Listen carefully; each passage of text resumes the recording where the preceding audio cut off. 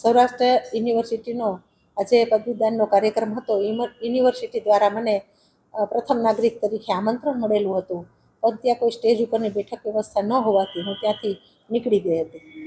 આ માટેનું આમંત્રણ કેટલા સમય પહેલાં તમને મળ્યું? આ વિશે શું કહેશો તમે?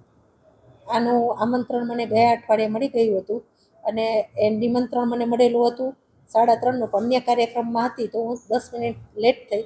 કાર્યક્રમ ચાલુ થઈ ગયો હતો, પણ સ્ટેજ ઉપર કોઈ વ્યવસ્થા બેઠકની ન હતી, તેથી ત્યાં હું રોકાયેલ નથી.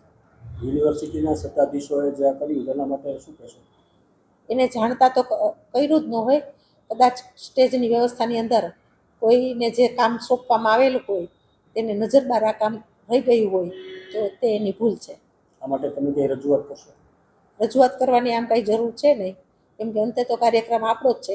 પણ એક જ્યારે આમંત્રણ આપેલું હોય તો નાની નાની બાબતોનું આપણે ધ્યાન રાખતા હોઈએ છીએ, અને બેઠક વ્યવસ્થા કોની ક્યાં હોવી જોઈએ તેનું પણ આપણે ધ્યાન રાખતા હોઈએ છીએ. ત્યારે આ પદવીદાન સમારંભની અંદર સ્ટેજ ઉપરની વ્યવસ્થાની અંદર જેને પણ સ્ટેજની વ્યવસ્થા સંભાળેલી છે તેની આ એક ભૂલ છે, તેને ધ્યાન રાખવું જોઈએ.